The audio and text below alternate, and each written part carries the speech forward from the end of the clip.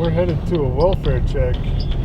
RP called in and said she's a neighbor, and she noticed the house next door has had the front door open for the last couple of days when it's normally open. So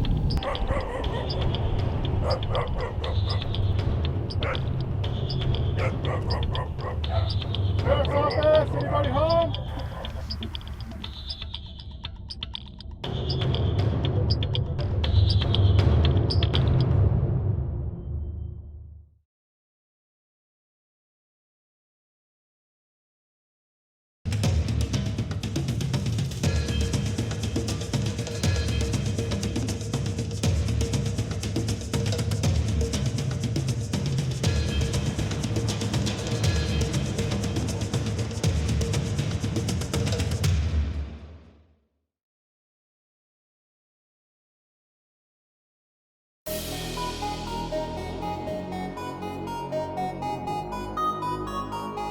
Another guy. Told him I'd be back. I'm gonna keep driving around. So what are we doing right now? So I had taken a case about a month and a half ago about a stolen gun. Ended up investigating it all the way down to this little residence here where one of my suspects lived. Suspect's kind of on the run now. Don't know where he's at, but so we're going what we call out east of Snowflake. It's a stretch of the road that we patrol all the way out to Apache County. There's different, pretty much starting from now on where we're at, all the way up, we're pretty much responsible for all the calls in the area. And the calls range from regular welfare checks to aggravated assaults, drugs. Currently on this, what we call Concho Highway here, a huge speeder problem because if you look up ahead, the road's pretty open, but it's only 50 miles an hour through here. We've had some fun times out here. We've had some fun calls and funny story. Last week we got a call about a horse that was lost out here. It was on the highway. And so I have a rope in my door and I was really getting excited. I was gonna rope the horse, but the horse decided to go back home and I lost my opportunity. So but there's plenty to do out here. If we get any calls, this is primarily where they're coming out of, is this area. And we're gonna go check out some more of our problem areas now and show you guys what those look like. Yeah. We're talking.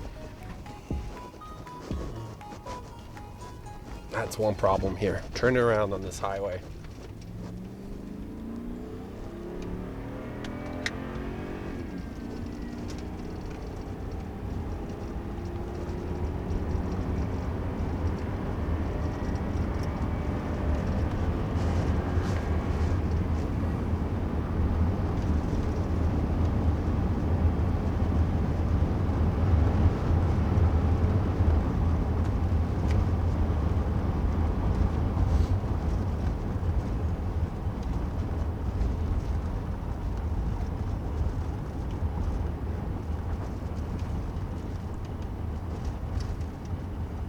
Fortune 24 traffic.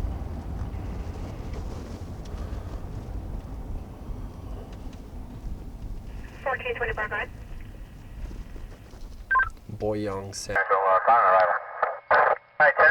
Highway and A Hollow with the silver truck.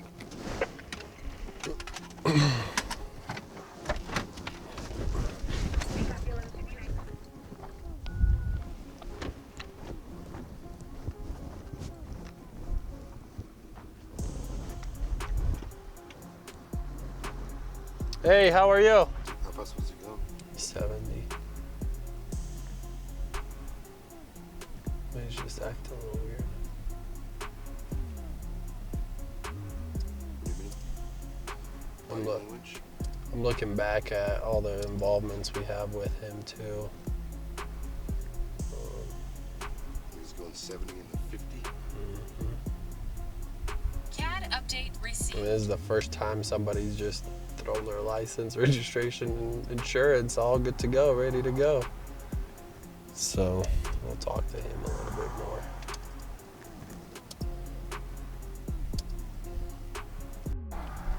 Come on.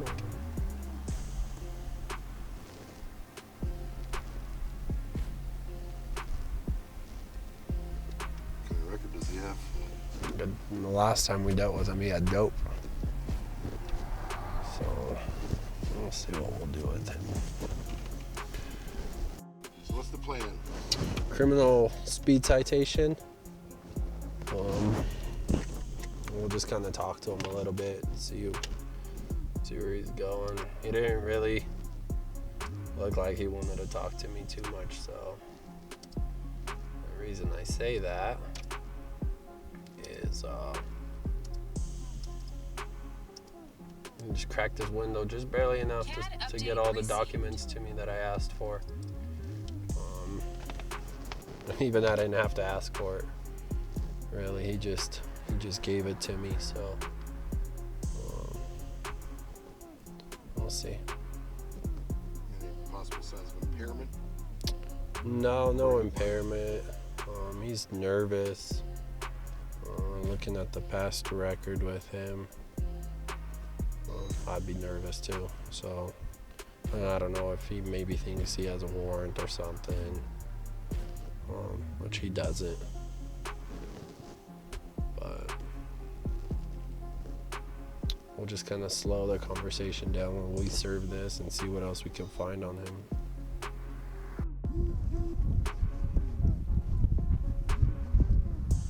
Okay, can you hear me okay? All right, I'm gonna issue you a criminal citation for speed, okay? Clocked you in at 70 there. Not crazy, okay? I need a signature from you on here, okay? Set your court date for that date right here. You see it? Okay, I'm gonna give you a copy too. Can you see that okay? Where are you headed to? Are you?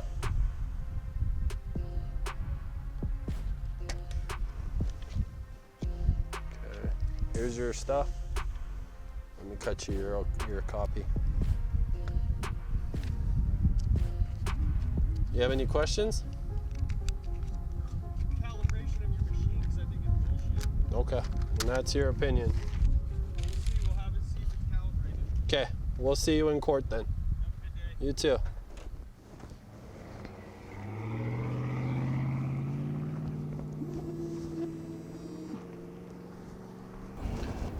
As you could tell, he wasn't too happy with this ticket. He wants to know if my radar is calibrated. So if you're radar certified, you know you have to calibrate your radar every day if you want to run traffic with tuning forks. So both of them are set to different mileages per hour, and you just basically tap them, make sure your radar is reading what the actual tuning fork is. So with this individual, I've seen him throughout my patrol days driving at speeds of 70 plus around. Usually I'm going to a call, so I can't really turn around and make contact with him. Finally did today, and he wasn't too happy, but I guess just don't speed. It's that simple.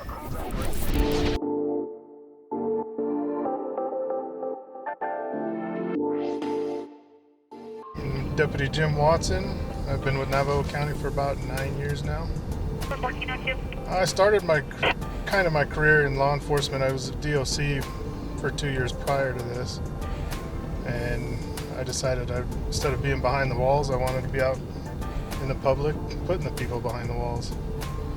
So what influenced you to become a law enforcement officer? I've always wanted to be a cop since I was a little kid. Nobody in my family's a cop. I just, for some reason, had this theory in my head ever since I was little that I wanted to be a cop. I grew up here in Pine Top. I went to Blue Ridge. I left out of here right out of high school for a year, and then decided I was coming back. I've been here since. I have 3 kids, and yeah. So I spend a lot of time hunting, fishing, hiking, Me and my family love to go out on hikes. Even my 10-month-old, we got one of them big old backpacks. And just put him in the backpack and go, and he absolutely loves it. He'll ride in there all day long. It's gonna be a white SUV pulling a trailer plate of Arizona. It's gonna be 260. Stand by for cross street.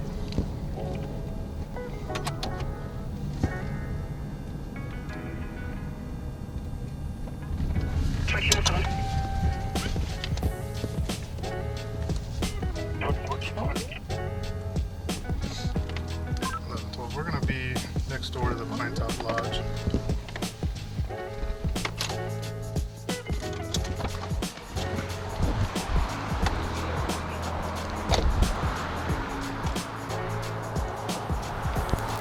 Vehicle plate's gonna be.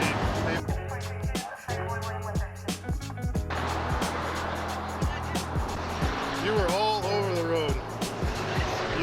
You went into the middle lane. Your whole entire vehicle was in the middle lane. Were you talking on your cell phone or anything like that? Being distracted? Okay. All right. Well, hang tight. I'll be right back. Okay.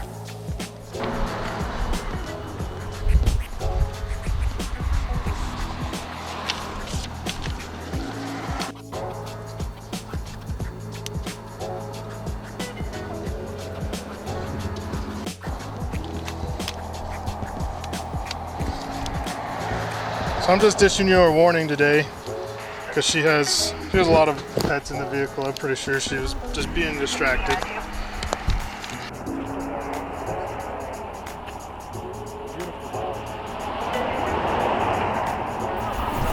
I stayed with NCSO because it's in the city. They're stuck in the city. They don't have a lot of freedom to go around to different places. Being with county, we do Forest Service patrol. There's days you'll work Pine Top, and then the next day you're in Heber, or you can move all over the place. You're not stuck to just one area. In moving those kind of areas, you get a lot of different type of calls. So it tends to be a little more active, a little more freedom to conduct any type of patrol work. So I was K9. I worked I-40 for about 3 years. Strictly doing interdiction.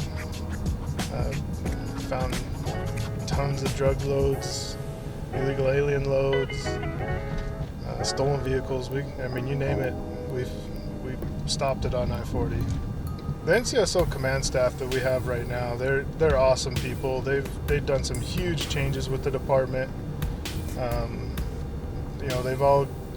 They've really boosted morale throughout the department, and not just because we got raises recently. We're getting some nice vehicles, good equipment to work with. It's finally becoming an agency where people don't want to leave. People want to stay here for a while.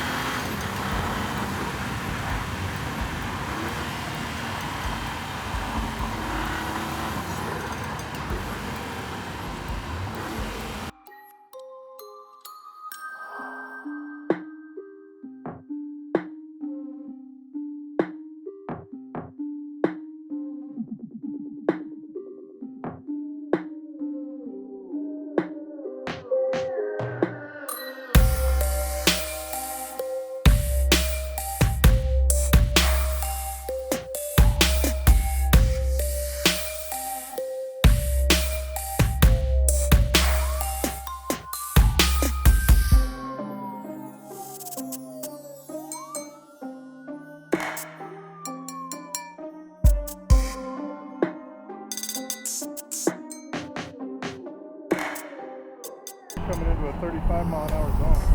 We were doing 63. Your license is stuck in there? Okay, so it's all the way back behind it? All right. Okay. You haven't got that new one yet? All right.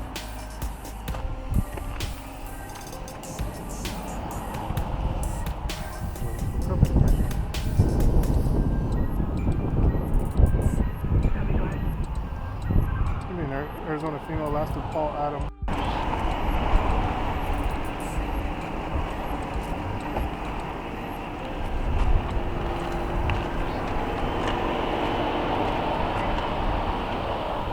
Too late for work. I'm gonna just give you a verbal warning for your speed, okay? Here's your stuff back. Drive safe.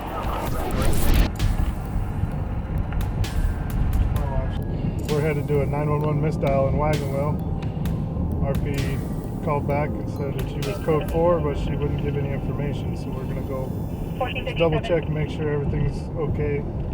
It's at one of the White Mountain chiropractic buildings.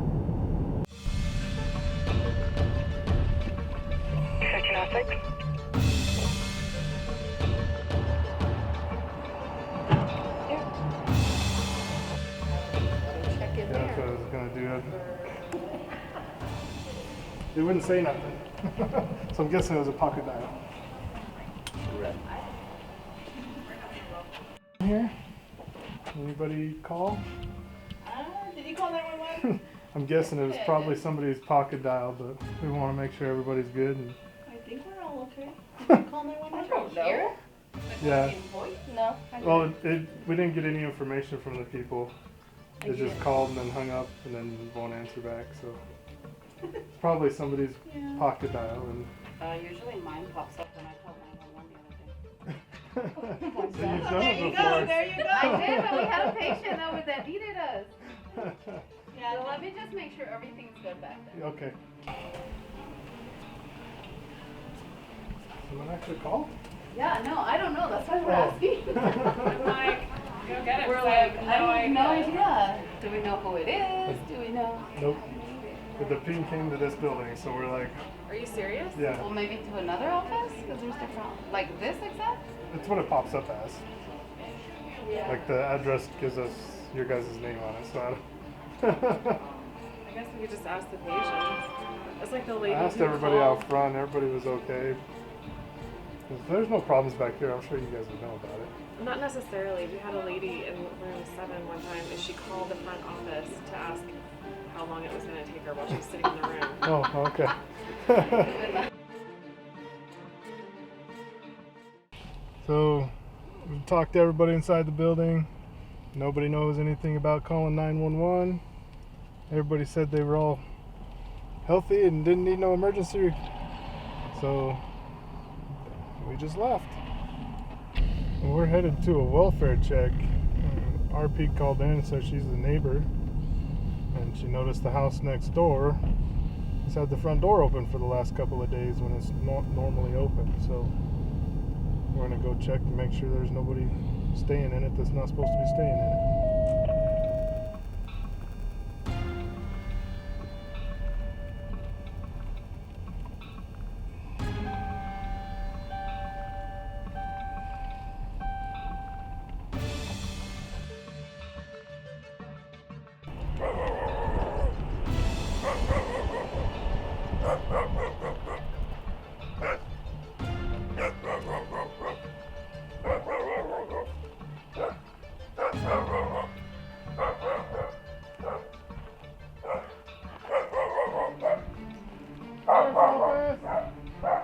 Anybody home?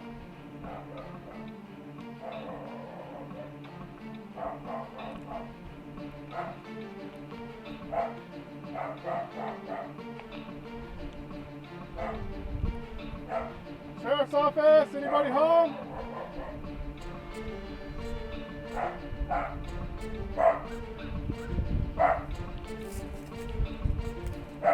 Here for a welfare check, anybody home?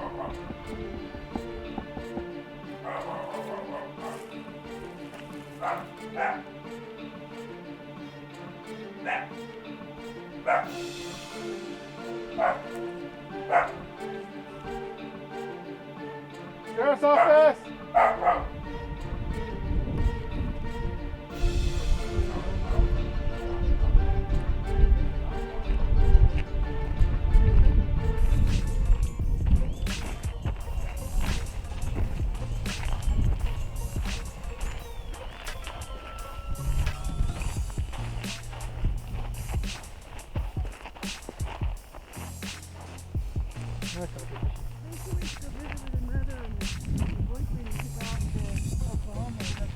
Okay, so that's why they leave their door open?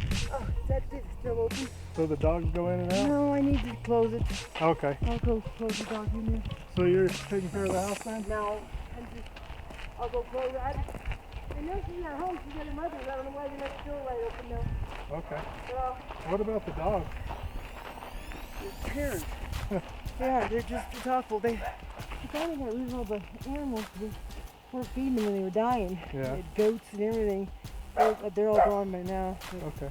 I So have no idea. you know them pretty well? Off and on? I kind of, they're just a bunch of low lives. I'm sorry, but yeah. Alright. Yeah, if you want to shut it, that's fine. That's up to you. Yeah. She was living off the boyfriend's money and we took her off, so I don't have any idea. This is her supposed to place. Okay. It's supposed to be condemned, but it doesn't matter. Yeah. It looks like it should be condemned. Oh, it smells even worse. Does it? Oh, she used to come over and see me, and it was like a green cloud around her. Ugh. And like, you know, like the animals are pissing on her coat and everything. Is this both of their vehicles?